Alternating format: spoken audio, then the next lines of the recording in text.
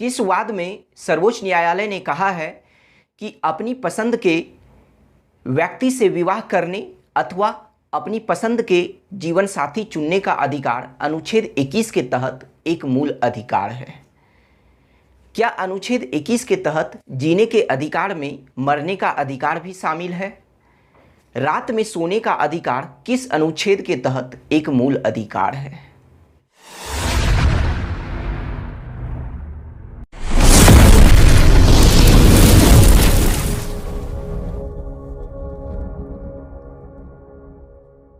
Hello everyone, मैं सुमित, आप सभी का मेरे YouTube channel learn with Akanksha and Sumit में स्वागत है। आज के क्लास में हम लोग स्वतंत्रता के अधिकार के अंतर्गत अनुच्छेद 21 के बारे में पढ़ेंगे। तो चलिए शुरू करते हैं आज के क्लास को और सबसे पहले बात करते हैं अनुच्छेद 21 के द्वारा प्रदान किए गए मूल अधिकार सभी व्यक्तियों को प्राप्त है, चाहे वह नागरिक हो या फिर विदेशी। फिर बात करें कि अनुच्छेद 20 के तरह ही अनुच्छेद 21 को भी राष्ट्र आपातकाल के दौरान निलंबित एवं सीमित नहीं किया जा सकता है। अब बात करते हैं कि अनुच्छेद 21 के तहत किस तरह के मूल अधिकार का प्रावधान किया गया है। तो बात करें कि अनुच्छेद 21 के तहत प्राण एवं दैहिक स्वतंत्रता का अधिकार प्रदान किया गया है प्रत्येक व्यक्ति को।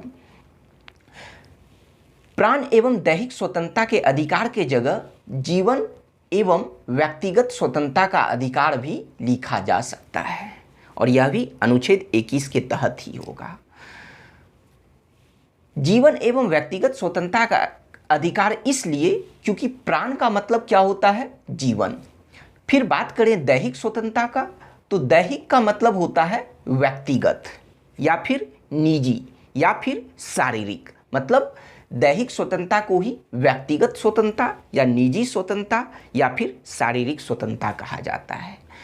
अब अगर प्रश्न पूछा जाए कि प्राण एवं दैहिक स्वतंत्रता का अधिकार किस अनुच्छेद के तहत प्रदान किया गया है, तो अनुच्छेद 21 के तहत।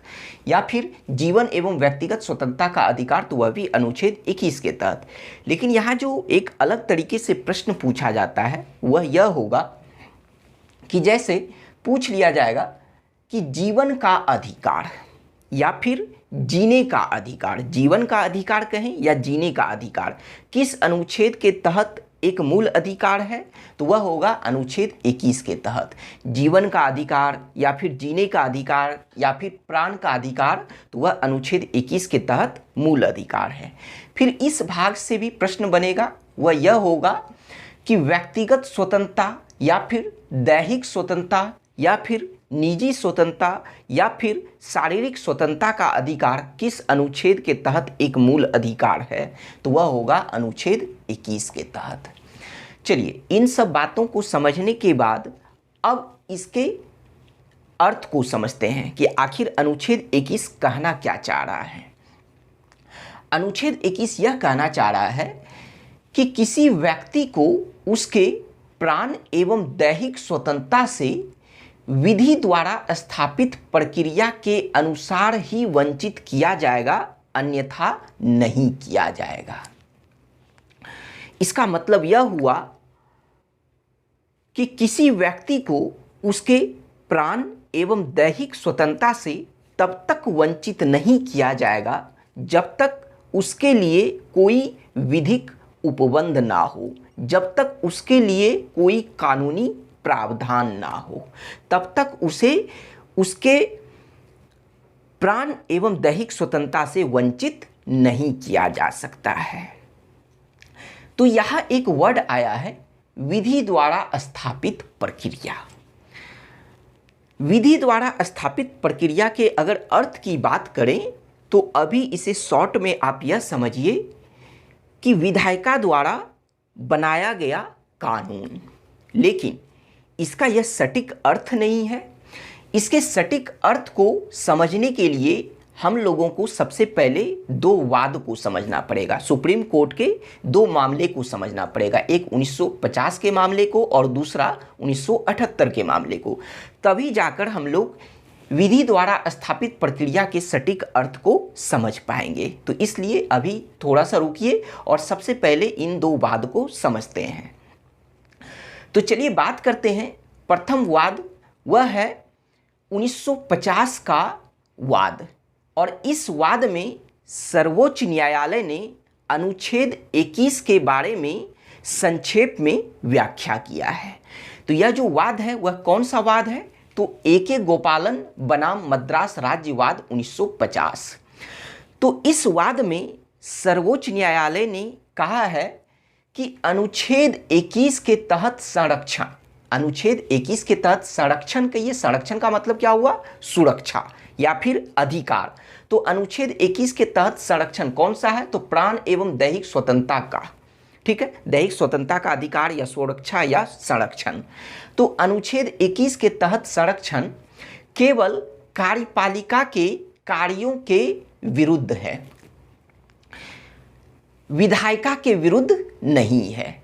तो यहां पर आप नोट कर लीजिए कि केवल कार्यपालिका के मनमाने कार्यों के विरुद्ध, मतलब पूरा डिटेल में लिख लीजिए कि अनुच्छेद 21 के तहत, मतलब इस वाद में सर्वोच्च न्यायालय ने कहा है कि अनुच्छेद 21 के तहत यह जो संरक्षण है वह केवल कार्यपालिका के मनमाने कार्यों के विरुद्ध है, विधायिका के विरुद्ध नहीं है। सबसे पहले हम लोग यह समझ लेते हैं कि विधायिका किसे कहा जाता है। तो विधायिका केंद्र लेवल पर विधायिका संसद को कहा जाता है, मतलब जो संपूर्ण भारत के लिए कानून बनाने का कार्य करती है तो उसे संसद कहा जाता है। मतलब भारत लेवल पर संसद को विधायिका कहा जाता है, जबकि राज्य लेवल पर विधानमंडल को विधायिका कहा जाता है। ठीक है, तो अब बात करें कि यहाँ पर जो कहा गया है कि अनुच्छेद 21 के तहत संरक्षण विधायिका के विरुद्ध नहीं है, इस वाद में सर्वोच्च न्यायालय ने ऐसा कहा है। इसका मतलब यह हुआ कि विधायिका कोई कानून बनाकर किसी व्यक्ति को उसके प्राण एवं दैहिक स्वतंत्रता से वंचित कर सकती है, चाहे वह विधि, वह कानून अनुचित और अन्यायपूर्ण ही क्यों ना हो। लेकिन विधायिका के द्वारा बनाए गए कानून के विरुद्ध आप आवाज नहीं उठा सकते हैं। तो इस वाद में सर्वोच्च न्यायालय ने ऐसा प्रावधान किया कि विधायिका के विरुद्ध जो है अनुच्छेद 21 के तहत संरक्षण प्राप्त नहीं है, सिर्फ कार्यपालिका के मनमाने कार्यों के विरुद्ध है। तो इसका मतलब यह हुआ कि अभी मैंने आपको क्या कहा कि विधायिका कोई भी कानून को बनाकर किसी व्यक्ति को उसके प्राण एवं दैहिक स्वतंत्रता से वंचित कर सकती है, चाहे वह विधि अनुचित एवं अन्यायपूर्ण ही क्यों ना हो। मतलब कि विधायिका के द्वारा बनाया गया कानून वह प्राकृतिक या नैसर्गिक न्याय के अनुरूप होना आवश्यक नहीं है। प्राकृतिक या नैसर्गिक न्याय, जिसे इंग्लिश में नेचुरल जस्टिस कहा जाता है, इसका मतलब क्या हुआ कि वैसा न्याय, मतलब विधायिका के द्वारा या किसी निकाय संस्था के द्वारा बनाया गया वैसा विधि या वैसी कानून जो उचित एवं न्यायपूर्ण होनी चाहिए। तो वही यहाँ पर है कि विधायिका के विरुद्ध, मतलब विधायिका जो कानून बनाएगी तो वह प्राकृतिक या नैसर्गिक न्याय के अनुरूप होना आवश्यक नहीं है, इस वाद में सर्वोच्च न्यायालय ने कहा है। तो अब सवाल उठता है कि आखिर सर्वोच्च न्यायालय ने इस तरह का फैसला क्यों सुनाया, आखिर इसके क्या कारण हैं। तो इसका कारण है कि यह विधि द्वारा स्थापित प्रक्रिया, मतलब भारतीय संविधान में जो इस प्रक्रिया का प्रावधान किया गया है, तो इसी प्रक्रिया के तहत सर्वोच्च न्यायालय ने ऐसा फैसला सुनाया। आइए इसे अच्छे से समझते हैं। तो इसके कारण को समझें कि सर्वोच्च न्यायालय ने ऐसा क्यों कहा। तो बात करें कि यह जो अनुच्छेद 21 से संबंधित जो अधिकार है या जो संरक्षण है प्राण एवं दैहिक स्वतंत्रता का अधिकार, तो वह अमेरिकी संविधान में सम्यक विधि प्रक्रिया के अधीन है। फिर से समझिएगा, इसके कारण को समझा रहे हैं कि आखिर सर्वोच्च न्यायालय ने इस वाद में ऐसा क्यों कहा। इसका कारण यह है कि अनुच्छेद 21 के तहत यह जो अधिकार है वह अमेरिकी मतलब तहत नहीं कहिए, अभी यहाँ पर कहिए कि अनुच्छेद 21 से संबंधित जो अधिकार है, ठीक है, वह अमेरिकी संविधान के अनुसार सम्यक विधि प्रक्रिया के अधीन है। कौन सा? तो यह प्राण एवं दैहिक स्वतंत्रता का अधिकार अमेरिकी संविधान के अनुसार सम्यक विधि प्रक्रिया के अधीन है। सम्यक विधि प्रक्रिया को ही विधि की विधिवत प्रक्रिया कहा जाता है या फिर विधि की सम्यक प्रक्रिया भी कहा जाता है। अब बात करें कि सम्यक का मतलब क्या होता है। सम्यक का मतलब होता है उचित, मतलब उचित एवं न्यायपूर्ण विधि प्रक्रिया, मतलब कानून की वैसी प्रक्रिया जो उचित एवं न्यायपूर्ण हो, तो उसे ही कहते हैं सम्यक विधि प्रक्रिया, या उसे ही कहा जाता है विधि की विधिवत प्रक्रिया। विधिवत मतलब उचित एवं न्यायपूर्ण प्रक्रिया, या इसी के जगह इस तरह से भी लिखा जा सकता है कि विधि की सम्यक प्रक्रिया।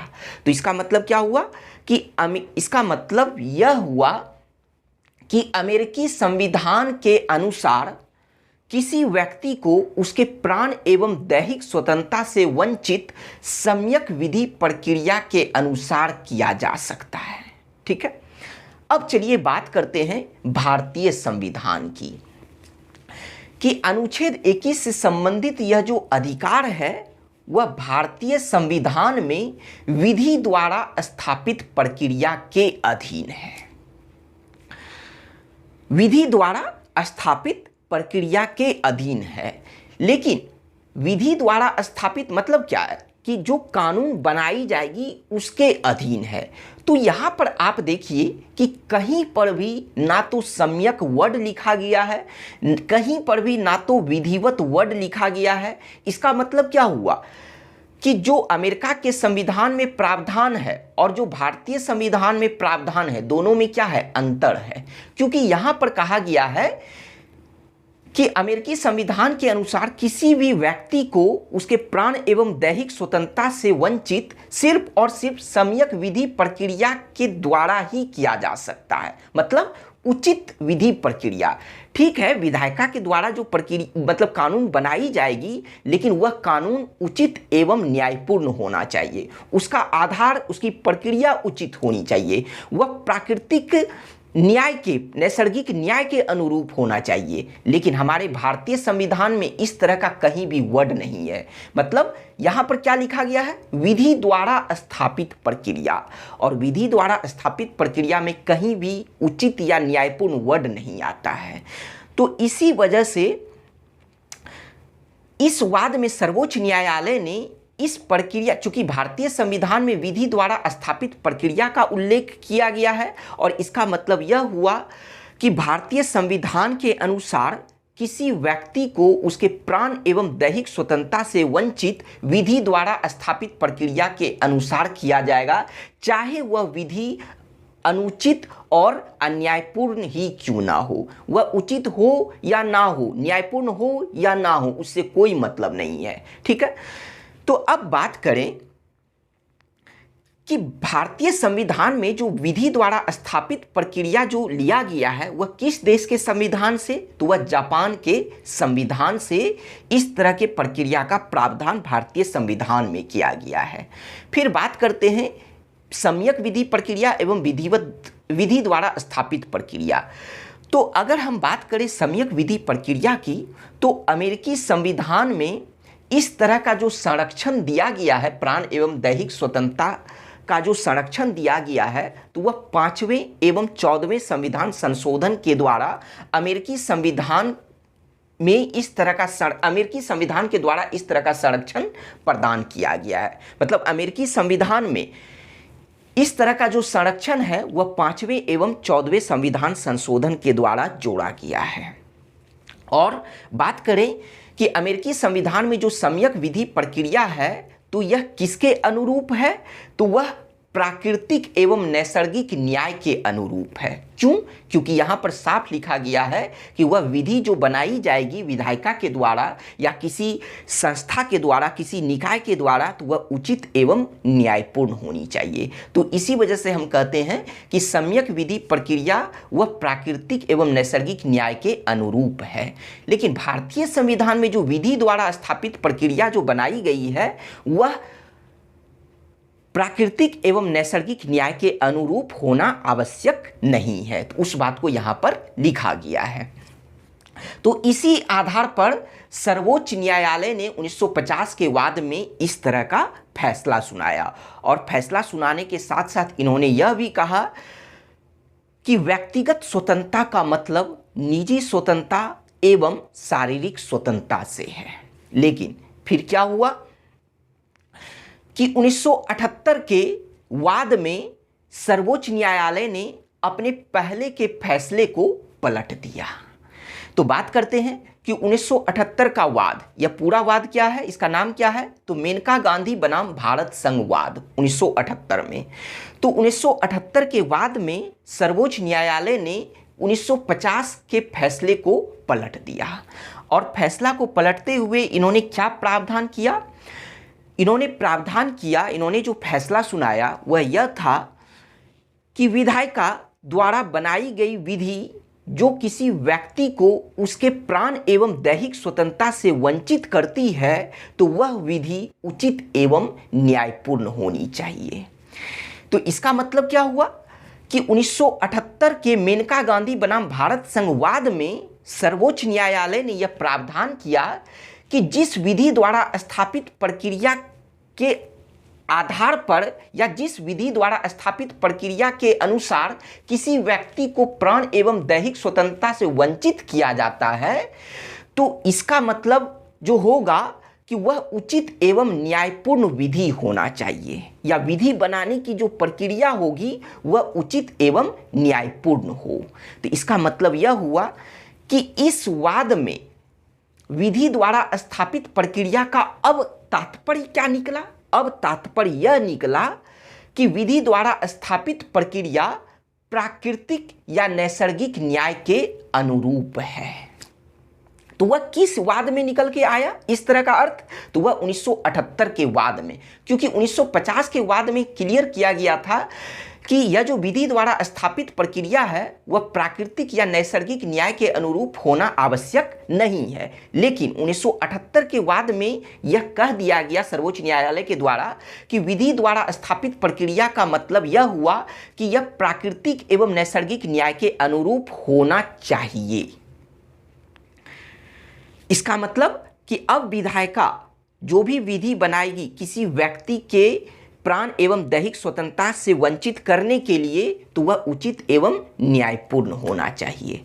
और इसी आधार पर तब यह कहा गया इस वाद में कि अनुच्छेद 21 के तहत संरक्षण कार्यपालिका एवं विधायिका दोनों के विरुद्ध है, जबकि इस वाद में सिर्फ कार्यपालिका के कार्यों के विरुद्ध था, विधायिका के विरुद्ध नहीं था। लेकिन 1978 के वाद में कार्यपालिका एवं विधायिका दोनों के विरुद्ध जो है अनुच्छेद 21 के तहत संरक्षण प्रदान किया गया है। तो इसी वजह से अब हम यहां पर फिर से लौटते हैं और इसके अर्थ को समझते हैं कि अब जो यह बोला कि विधि द्वारा स्थापित प्रक्रिया के अनुसार ही किसी व्यक्ति को उसके प्राण एवं दैहिक स्वतंत्रता से वंचित किया जाएगा, अन्यथा नहीं। तो आइए इसके अब सटीक अर्थ को समझें। इसका मतलब यह हुआ कि विधायिका या फिर किसी संस्था या किसी निकाय के द्वारा बनाया गया कानून, बनाया गया विधि या बनाया गया अधिनियम तभी मान्य होगा जब वह उचित प्रक्रिया या फिर न्यायपूर्ण प्रक्रिया का पालन किया हो। मतलब विधायिका के द्वारा जो बनाई गई कानून है वह उचित एवं न्यायपूर्ण प्रक्रिया का पालन किया हो, तभी उनके द्वारा बनाया गया विधि मान्य होगा, अन्यथा नहीं होगा। इसका मतलब शॉर्ट में कहें तो इसका मतलब यह हुआ कि विधायिका के द्वारा बनाई गई विधि उचित एवं न्यायपूर्ण होनी चाहिए, तभी जो है वह किसी व्यक्ति के प्राण एवं दैहिक स्वतंत्रता से किसी व्यक्ति को प्राण एवं दैहिक स्वतंत्रता से वंचित कर सकता है, अन्यथा नहीं कर सकता है। यह तो था अर्थ। अब बात करते हैं कि अनुच्छेद 21 के तहत सर्वोच्च न्यायालय ने समय समय पर कई सारे अधिकारों को शामिल किया है, ठीक है, अलग अलग वाद में। तो बात करते हैं यहां पर जो लिखा गया है कि अनुच्छेद 21 में सर्वोच्च न्यायालय द्वारा निम्नलिखित अधिकार को शामिल किया गया है। और यहां पर जो भी अधिकार हम लोग पढ़ेंगे तो इन सभी अधिकार को सर्वोच्च न्यायालय ने अनुच्छेद 21 के तहत मूल अधिकार घोषित किया है, मतलब मौलिक अधिकार घोषित किया है। तो चलिए एक एक करके बात करते हैं कि कितने अधिकार, लगभग 40 अधिकार को इस अनुच्छेद 21 के तहत शामिल किया है सर्वोच्च न्यायालय ने। और इसी वजह से कहा जाता है कि अनुच्छेद 21 के तहत प्राण एवं दैहिक स्वतंत्रता का जो मूल अधिकार है वह सभी मूल अधिकारों में से सर्वश्रेष्ठ है। तो चलिए बात करते हैं, सबसे पहले अधिकार को बात करें जिसे सर्वोच्च न्यायालय ने अनुच्छेद 21 के तहत मूल अधिकार में शामिल किया है। तो वह है कि अपनी पसंद के व्यक्ति से विवाह करने अथवा अपनी पसंद के जीवन साथी चुनने का अधिकार। तो यह अनुच्छेद 21 के तहत अब यह एक मूल अधिकार है। लेकिन किस वाद में सर्वोच्च न्यायालय ने यह फैसला सुनाया? तो 8 मार्च 2018 को हादिया वाद में और फिर 27 मार्च 2018 को गैर सरकारी संगठन शक्ति वाहिनी बनाम भारत संघवाद में सर्वोच्च न्यायालय ने इस तरह के फैसले को सुनाया। फिर बात करते हैं सेकंड अधिकार की, वह है कि मानवीय प्रतिष्ठा के साथ जीने का अधिकार।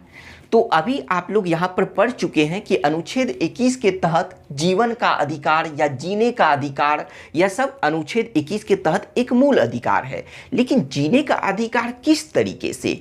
तो मानवीय प्रतिष्ठा के साथ, मतलब प्रतिष्ठा के साथ जीने का अधिकार। फिर बात करते हैं तीसरे अधिकार की। तीसरा अधिकार है कि जीवन रक्षा या जीविकोपार्जन का अधिकार, ठीक है। आइए बात करते हैं जीविकोपार्जन। जीविकोपार्जन किसे कहा जाता है? ऐसा कार्य या ऐसी व्यवसाय जो जीवन निर्वाह के लिए आवश्यक हो, उसे जीविकोपार्जन कहते हैं। मतलब वह कार्य जो जीवन रक्षा के लिए, जीवन को जीने के लिए आवश्यक हो, तो उसे जीविकोपार्जन कहा जाता है। जैसे आप लोग नौकरी पाने के लिए तैयारी कर रहे हैं, चाहे वह सरकारी हो या प्राइवेट हो, किसी भी तरह का नौकरी हो, तो नौकरी जो है वह जीविकोपार्जन का एक तरीका है। मतलब जीवन को चलाने का, जीवन को जीने का नौकरी क्या है? एक तरीका है। या फिर हम कहें कि नौकरी जो है जीवन रक्षा का एक तरीका है। तो यह जो जीवन रक्षा या जीविकोपार्जन का जो अधिकार जो प्रदान किया गया अनुच्छेद 21 के तहत, तो वह किस वाद के द्वारा? तो ओल्गा टेलिस बनाम बॉम्बे नगर निगम 1985 के वाद में सर्वोच्च न्यायालय ने इस तरह के अधिकार को अनुच्छेद 21 के तहत शामिल किया है। अब फिर बात करते हैं चौथे अधिकार की, तो वह है विदेश यात्रा का अधिकार। विदेश यात्रा का अधिकार जो संचरण के अंतर्गत आता है। हम लोग अनुच्छेद 19 के 1 के डी के अंतर्गत पढ़ चुके हैं कि भारत के किसी भी क्षेत्र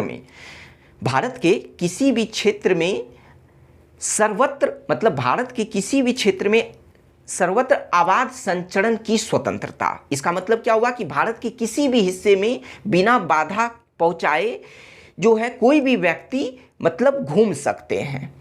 लेकिन वहाँ पर फिर आपको एक और भी चीज़ पढ़ाया गया था कि संचरण की जो स्वतंत्रता है वह दो तरह की होती है, एक आंतरिक संचरण और दूसरा बाह्य संचरण। आंतरिक संचरण कहते हैं देश के अंदर जो घूमने की स्वतंत्रता होती है उसे आंतरिक संचरण की स्वतंत्रता कहते हैं।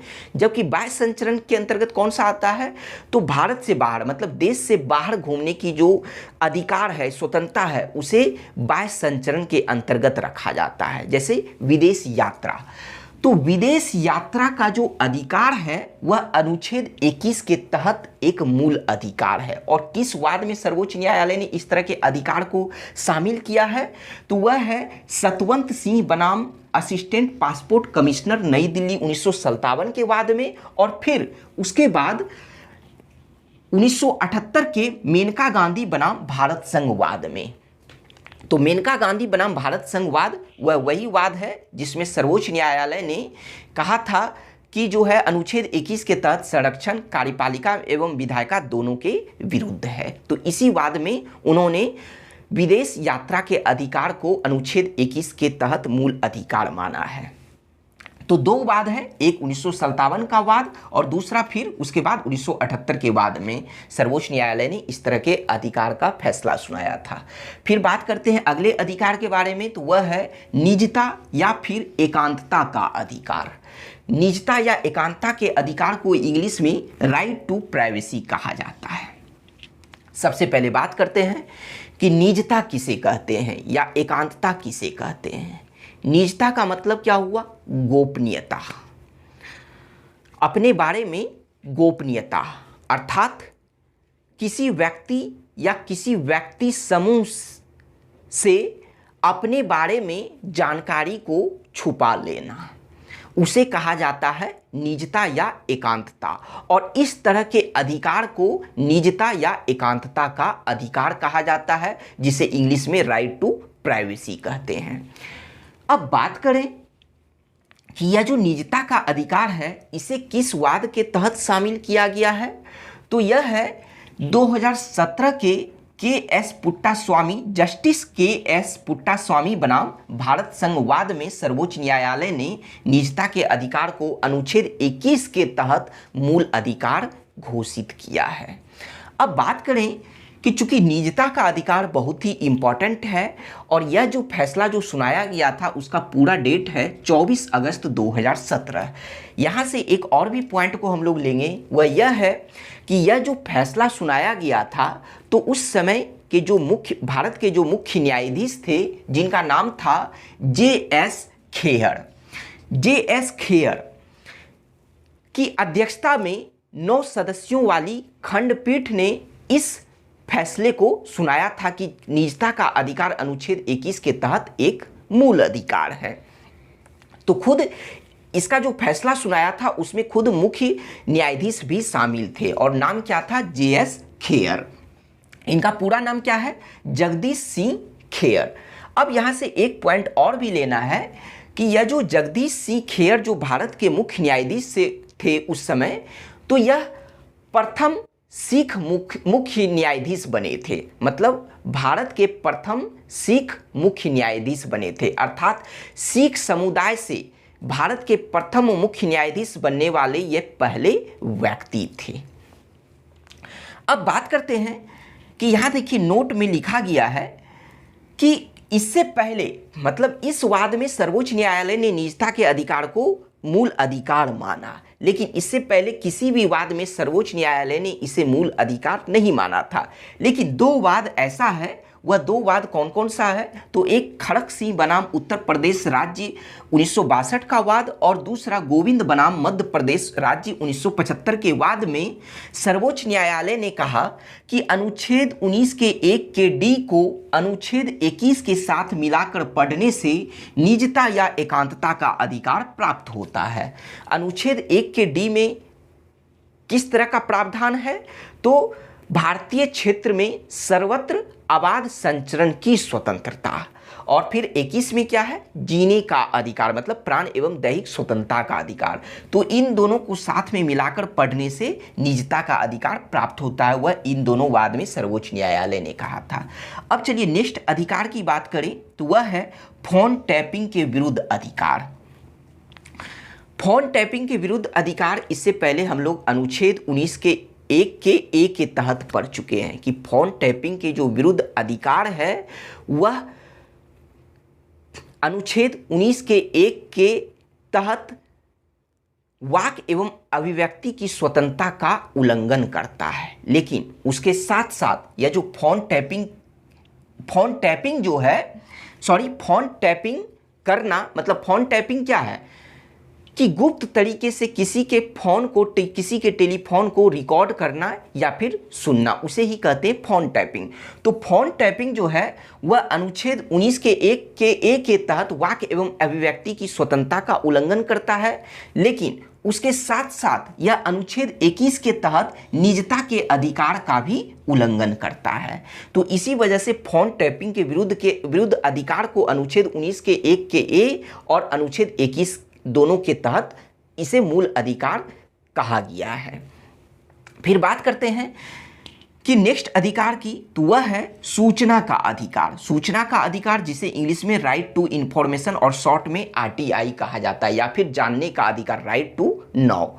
तो सूचना के अधिकार के भी बारे में हम लोग अनुच्छेद 19 के 1 के ए के तहत पढ़ चुके हैं कि ये 1976 के बाद में 1976 के राजनारायण बनाम उत्तर प्रदेश राज्यवाद में सर्वोच्च न्यायालय ने यह फैसला सुनाया था कि यह जो सूचना का अधिकार है वह अनुच्छेद 19 के 1 के ए के तहत एक मूल अधिकार है। लेकिन फिर आगे चलकर सर्वोच्च न्यायालय ने अपने कई सारे मामले में यह कहा है कि सूचना का अधिकार वह अनुच्छेद 19 का 1 का ए एवं अनुच्छेद 21 से बहने वाली मूल अधिकार है। मतलब सूचना का अधिकार दोनों अनुच्छेद के तहत मूल अधिकार है।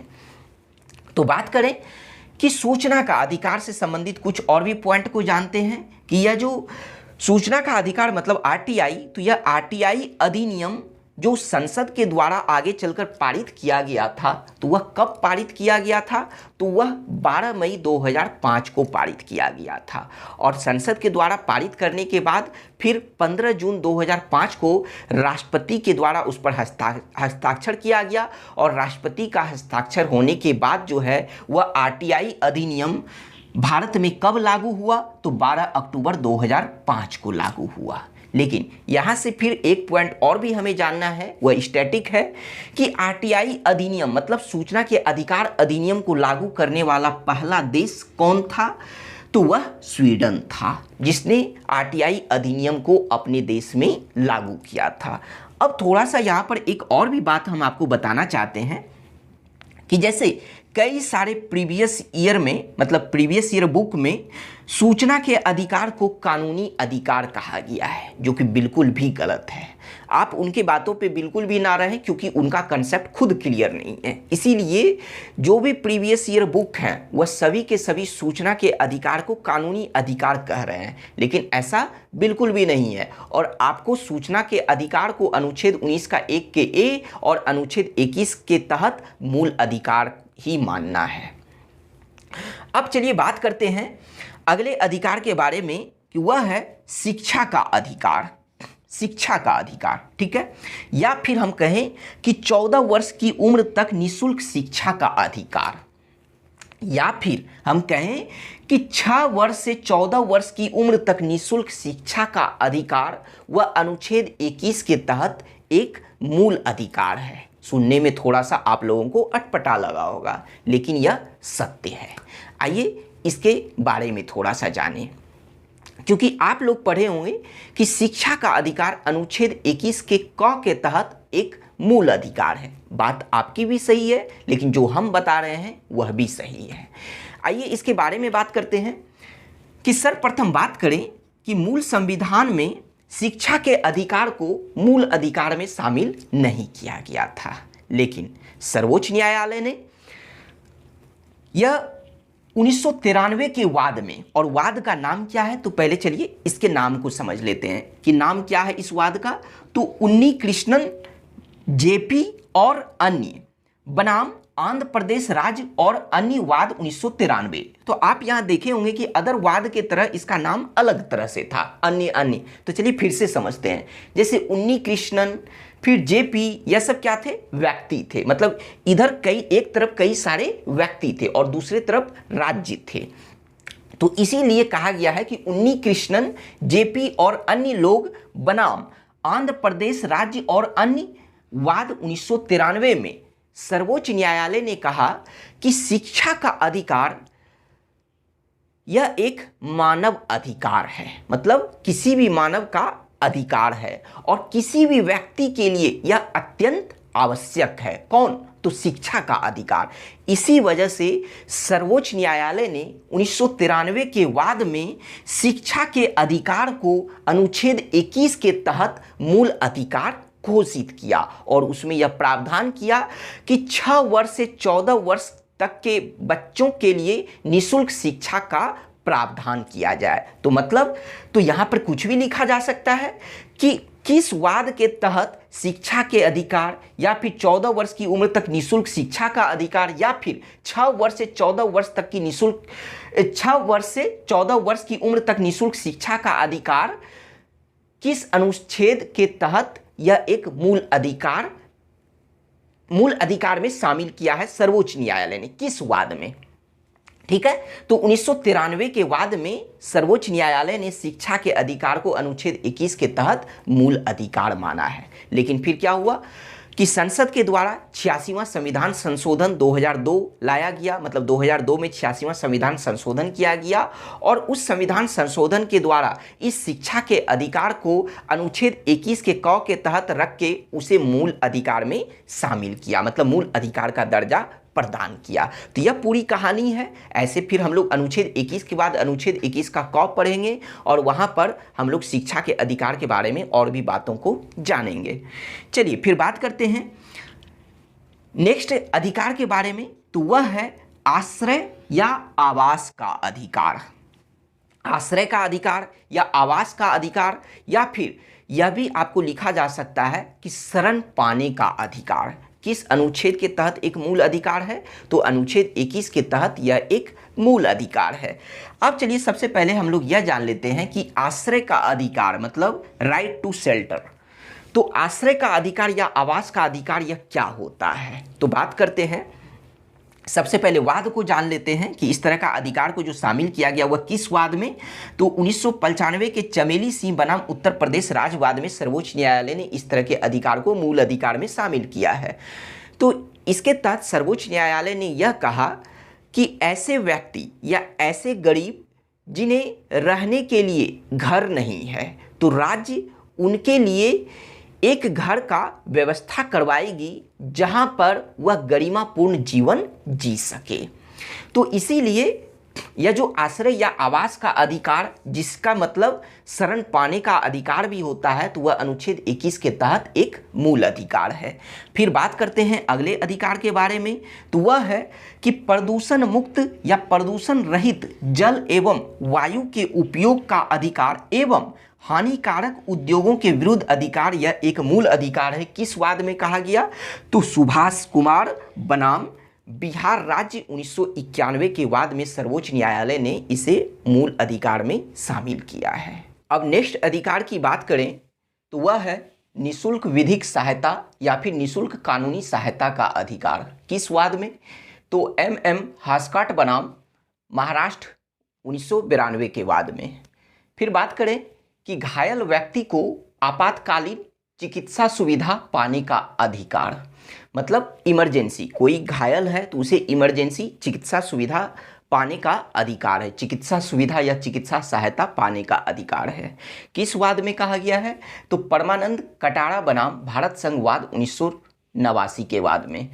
इसमें सर्वोच्च न्यायालय ने कहा है कि विधिक प्रक्रिया अर्थात पुलिस कार्यवाही की प्रतीक्षा किए बिना कोई भी चिकित्सक किसी घायल व्यक्ति के प्राण की रक्षा करेंगे। और यहाँ जो आपातकालीन चिकित्सा सुविधा पाने का जो अधिकार दिया गया किसी भी घायल व्यक्ति को, तो वह चाहे सरकारी अस्पताल हो या प्राइवेट अस्पताल हो, दोनों अस्पताल में यह आपातकालीन चिकित्सा सुविधा का प्रावधान किया गया है। अब बात करें अगले अधिकार की, तो वह है सरकारी अस्पतालों में समय पर उचित इलाज का अधिकार। नेक्स्ट अधिकार वह है निःशुल्क खाद्य सामग्री पाने का अधिकार। तो यह PUCN बनाम भारत संघ वाद 2000 के मामले में सर्वोच्च न्यायालय ने इसे मौलिक अधिकार में शामिल किया है। तो इस निःशुल्क खाद्य सामग्री पाने का अधिकार का मतलब यह हुआ कि ऐसे व्यक्ति जो भूख से पीड़ित हैं और खाद्य सामग्री खरीदने में असमर्थ हैं, तो वह राज्य से निःशुल्क खाद्य सामग्री पाने का उन्हें मौलिक अधिकार प्रदान किया गया है। फिर बात करते हैं कि नेक्स्ट अधिकार की तो वह है सार्वजनिक स्थानों पर धूम्रपान का निषेध। मतलब कि राज्य को मतलब सर्वोच्च न्यायालय ने यह प्रावधान किया है कि राज्य सार्वजनिक स्थलों पर धूम्रपान पर प्रतिबंध लगाएगी। तो यह किस वाद में? तो मुरली देवरा बनाम भारत संघ 2001 के वाद में। अब बात करते हैं नेक्स्ट अधिकार की, तो वह है महिलाओं के साथ आदर और सम्मान पूर्वक व्यवहार करने का अधिकार। फिर बात करते हैं अगले अधिकार की, तो वह है कार्यस्थल पर महिला कर्मियों के लैंगिक उत्पीड़न के विरुद्ध अधिकार। किस वाद में? तो 1997 के विशाखा बनाम राजस्थान राज्यवाद में। अब बात करें कि यह जो कार्यस्थल पर महिला कर्मियों के साथ जो लैंगिक उत्पीड़न किया जाता है, तो यह लैंगिक उत्पीड़न अनुच्छेद 15 के तहत लैंगिक समानता का उल्लंघन करता है और साथ ही साथ अनुच्छेद 21 के तहत जीवन के अधिकार का उल्लंघन करता है। इसी वजह से सर्वोच्च न्यायालय ने इसके विरुद्ध अधिकार प्रदान किया है। नेक्स्ट अधिकार है गर्भावस्था के दौरान लिंग परीक्षण का निषेध। मतलब गर्भावस्था के दौरान लिंग परीक्षण पर प्रतिबंध लगाया गया है। किस वाद में? तो विजय शर्मा बनाम भारत संघ 2008 के वाद में। अब बात करते हैं नेक्स्ट अधिकार की, तो वह है कोई महिला अपने बच्चे को पैदा करे या ना करे वह उसका मौलिक अधिकार है। अनुच्छेद 21 के तहत जीवन के अधिकार के अंतर्गत आता है। तो किस वाद में यह कहा गया? तो 2010 के सुचिता श्रीवास्तव बनाम चंडीगढ़ एडमिनिस्ट्रेशन वाद में यह कहा गया है। अब फिर बात करते हैं अगले अधिकार की, तो वह है एकांत कारावास के विरुद्ध अधिकार। तो एकांत कारावास के विरुद्ध अधिकार कहने का मतलब यह हुआ कि किसी भी व्यक्ति को अकेले कारावास में बंद नहीं किया जाएगा। अगर ऐसा किया जाता है तो आपको उसके विरुद्ध अधिकार प्रदान किया गया है। तो यह किस वाद में? तो सुनील बत्रा बनाम दिल्ली प्रशासन 1976 के वाद में। नेक्स्ट अधिकार की बात करें तो वह है हथकड़ी एवं डंडा बेड़ी लगाने के विरुद्ध अधिकार। तो हथकड़ी एवं डंडा बेड़ी लगाने के विरुद्ध अधिकार, तो हाथ में हथकड़ी जबकि पैर में डंडा बेड़ी लगाने के विरुद्ध अधिकार, तो वह किस वाद में? तो प्रेम शंकर बनाम दिल्ली प्रशासन 1980 के वाद में इस तरह का अधिकार प्रदान किया गया है। फिर बात करते हैं मतलब इसका मतलब यह हुआ कि ये बगैर किसी को बिना बेवजह हथकड़ी एवं डंडा बेड़ी नहीं लगा सकते हैं। अगले अधिकार की बात करें तो वह है त्वरित सुनवाई या शीघ्र विचारण, जिसे इंग्लिश में स्पीडी ट्रायल कहा जाता है। तो त्वरित सुनवाई या शीघ्र विचारण का अधिकार, इसका मतलब क्या हुआ कि त्वरित सुनवाई मतलब शीघ्र सुनवाई करना। तो यह अधिकार जो है प्रदान किया गया है अनुच्छेद 21 के तहत। और किस वाद में? तो 1979 के हुसैन आरा खातून बनाम बिहार वाद में। अब बात करते हैं अगले अधिकार की, तो अगला अधिकार है देर से फांसी के विरुद्ध अधिकार।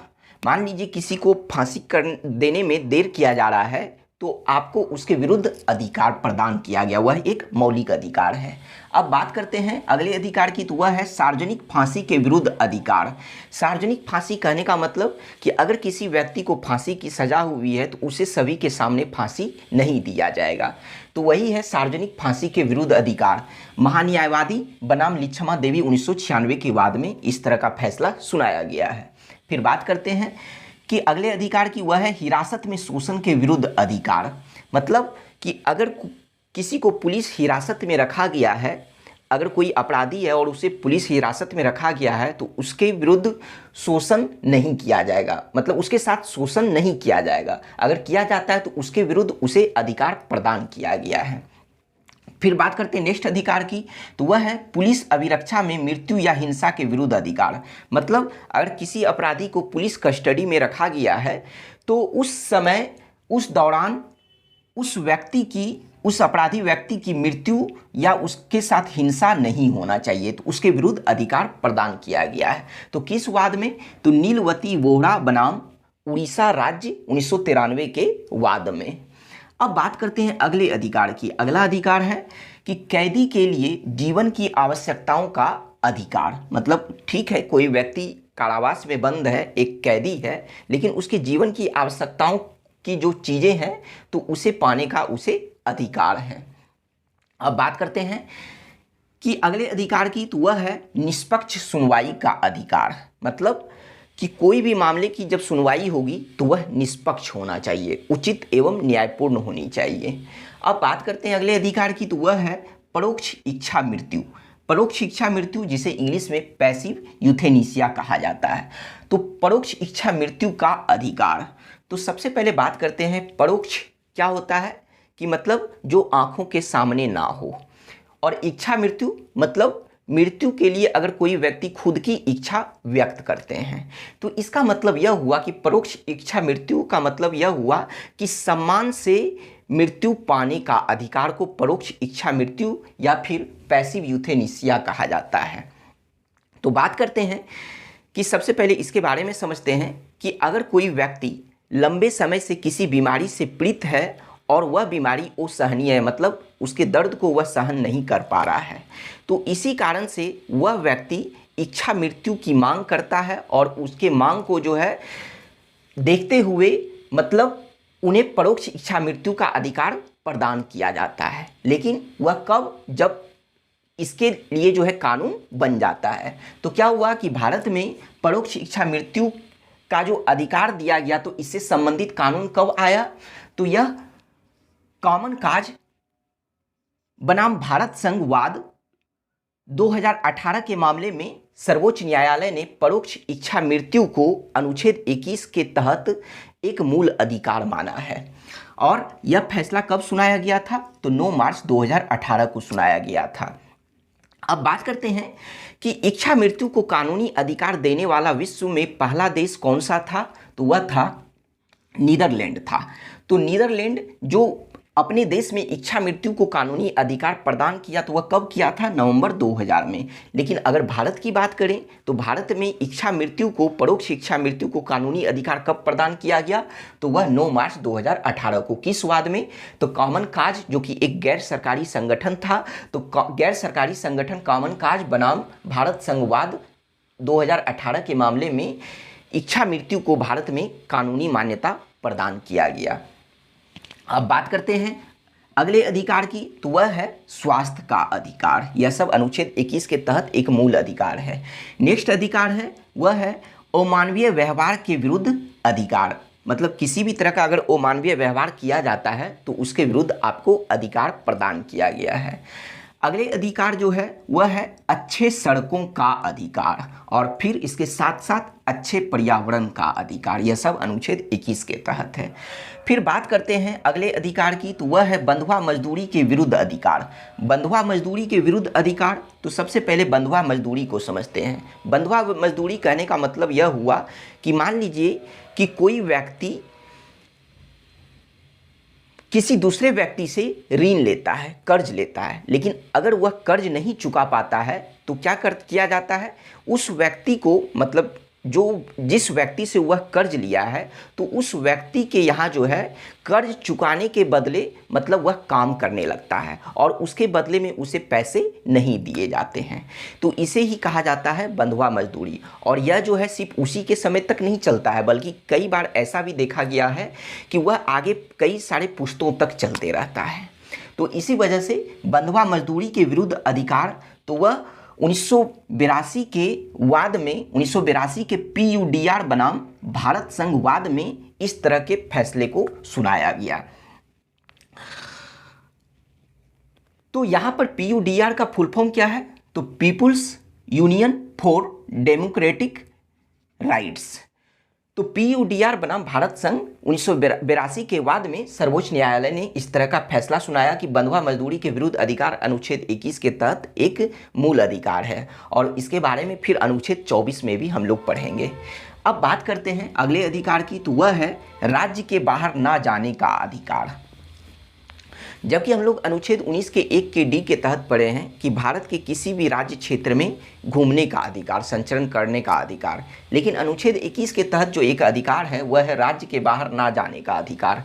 अगर किसी को मन करे कि हम अपने राज्य में ही रहें, अगर राज्य से हम बाहर ना जाना चाहते हैं तो वह राज्य में ही रह सकता है, यह उसकी इच्छा पर है। लेकिन ऐसा नहीं कि हर जगह, अगर मान लीजिए कोई जॉब कर रहे हैं तो वहाँ पर जो है वह अपनी इच्छा को मतलब इस तरह से नहीं दिखा सकते हैं, वहाँ पर यह बाउंडेशन नहीं है कि नहीं उन्हें रहना ही रहना है। ठीक है, अब बात करते हैं कि अगले अधिकार के बारे में, तो वह है सोने का अधिकार। सोने का अधिकार कहने का मतलब कि रात में सोने का अधिकार। रात में सोने का अधिकार अनुच्छेद 21 के तहत एक मूल अधिकार है। लेकिन सोने का अधिकार का मतलब आप लोग यह मत समझ लीजिएगा कि किसी भी समय सोने का अधिकार, क्योंकि अगर किसी भी समय सोने का अधिकार समझ लीजिएगा तो मान लीजिए कि अगर आप लोग जॉब करने जा रहे हैं, ठीक है, किसी ऑफिस में जॉब करने के लिए गए और वहाँ काम करते करते आपको मन कर गया कि अब हमें सोना है, और कहिएगा क्या कि अब हमें सोने दीजिए क्योंकि यह मेरा मूल अधिकार है, तो यह बिल्कुल गलत है। सोने का अधिकार का मतलब रात में सोने का अधिकार, तो यह अनुच्छेद 21 के तहत मूल अधिकार है।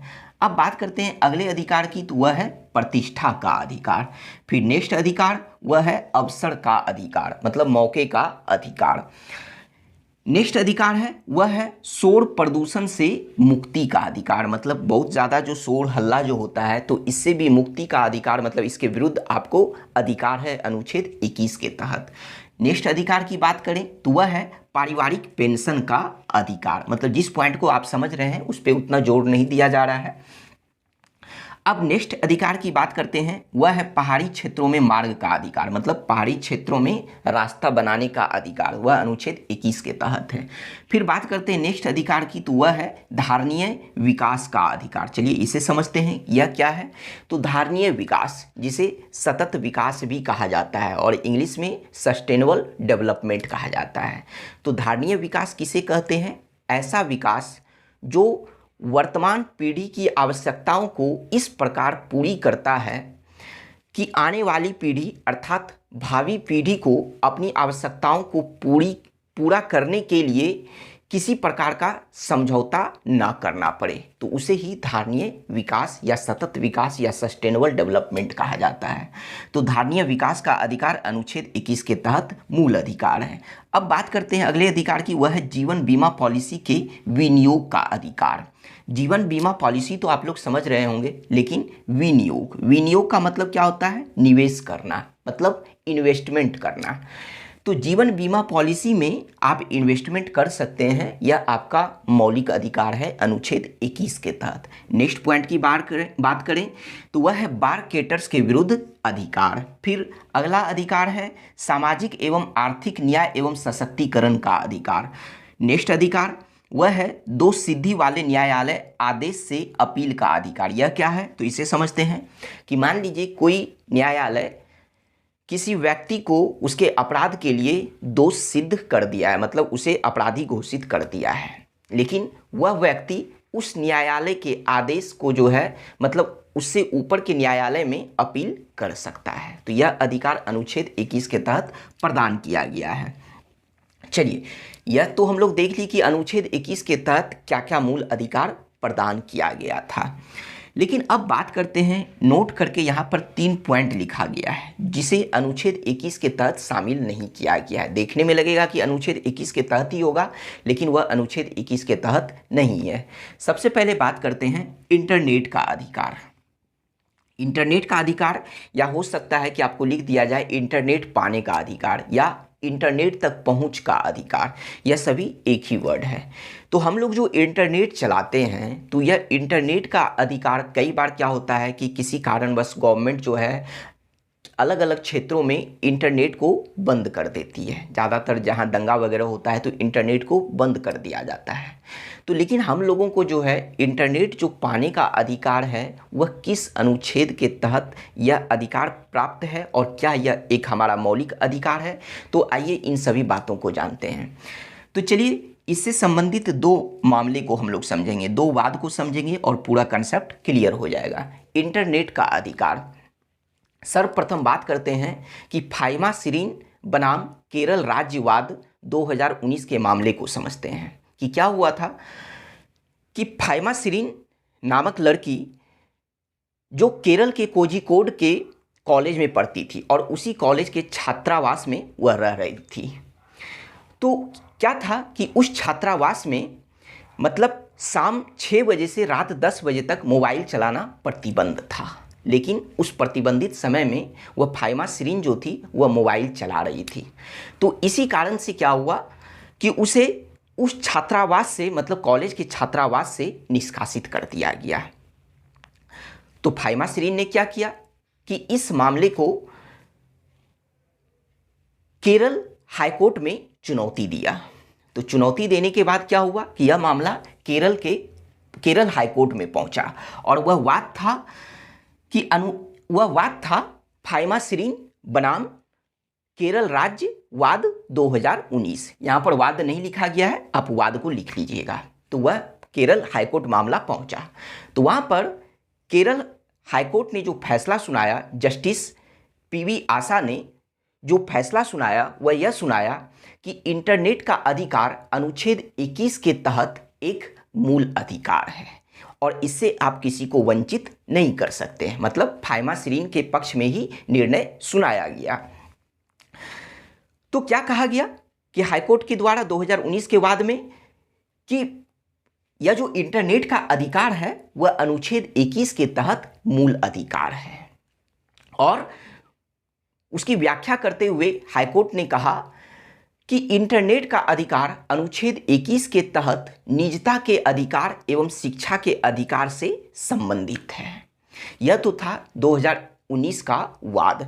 लेकिन फिर बात करते हैं कि आगे चलकर 2020 में इंटरनेट का जो मामला था, इंटरनेट के अधिकार से संबंधित जो मामला था वह 2020 में सुप्रीम कोर्ट पहुंचा। तो यह कौन सा वाद था? यह वाद था अनुराधा भसीन बनाम भारत संघ वाद। तो यह मामला कैसे सुप्रीम कोर्ट पहुंचा? तो क्या हुआ कि जब भारत सरकार ने जम्मू कश्मीर में धारा 370 को समाप्त कर दिया, तब क्या हुआ कि वहां 5 महीने तक इंटरनेट सेवा को बंद कर दिया गया था। उसी के विरुद्ध अनुराधा भसीन सुप्रीम कोर्ट पहुंची और वहां पर जो है जब वह पहुंची तो क्या हुआ कि यह वाद सुप्रीम कोर्ट पहुंचा और इस वाद में यानी 2020 के अनुराधा भसीन बनाम भारत संघ वाद में सर्वोच्च न्यायालय ने यह फैसला सुनाया कि यह जो इंटरनेट का जो अधिकार है यह अनुच्छेद 19 का 1 के ए के तहत यह एक मौलिक अधिकार है और अनुच्छेद 19 का 1 के ए के तहत तो उसके तहत किस तरह का प्रावधान किया गया है? वाक एवं अभिव्यक्ति की स्वतंत्रता। तो उसी के तहत जो है इंटरनेट का अधिकार एक मौलिक अधिकार है। लेकिन हाईकोर्ट ने 2019 के वाद में उसे अनुच्छेद 21 के तहत मूल अधिकार माना था, जो निजता के अधिकार एवं शिक्षा के अधिकार से संबंधित है। लेकिन 2020 के बाद में सर्वोच्च न्यायालय ने इसे मूल अधिकार तो माना, लेकिन अनुच्छेद 19 के 1 के ए के तहत माना, जो वाक एवं अभिव्यक्ति की स्वतंत्रता से संबंधित है। तो अब अगर प्रश्न यह पूछा जाए कि इंटरनेट का अधिकार किस अनुच्छेद के तहत मूल अधिकार है, तो भले ही आपको ऑप्शन में अनुच्छेद 21 भी दिया हुआ रहे, लेकिन अनुच्छेद 21 नहीं होगा बल्कि अनुच्छेद 19 का 1 का ए होगा। अगर अनुच्छेद 19 का 1 का ए नहीं दिया गया है तो अगर अनुच्छेद 19 भी दिया गया है तो वह आंसर हो जाएगा, लेकिन अनुच्छेद 21 नहीं होगा। और क्यों नहीं होगा इसका भी आप लोगों को कारण बताया गया। तो यह पता चल गया कि इंटरनेट का अधिकार वह एक मूल अधिकार है अनुच्छेद 19 के 1 के ए के तहत। अब दूसरे पॉइंट की बात करते हैं। दूसरा पॉइंट क्या है कि मरने का अधिकार। मतलब यहाँ पे एक प्रश्न बनता है कि क्या अनुच्छेद 21 के तहत जीवन के अधिकार या जीने के अधिकार में मरने का अधिकार भी शामिल है? तो आइए इसे हम लोग 3 वाद से समझते हैं कि अगर आपसे पूछा जाए कि क्या अनुच्छेद 21 के तहत जीने के अधिकार में मरने का अधिकार भी शामिल है, तो इसे समझते हैं। सर्वप्रथम बात करते हैं कि महाराष्ट्र राज्य बनाम श्रीपति दूबल वाद।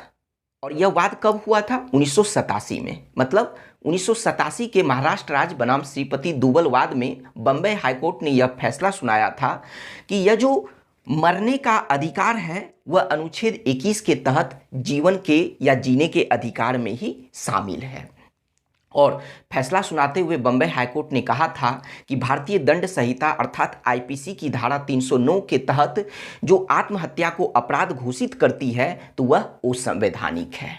फिर क्या हुआ कि यह मामला सर्वोच्च न्यायालय गया, मतलब सुप्रीम कोर्ट पहुंचा। और सुप्रीम कोर्ट कब पहुंचा? 1994 में।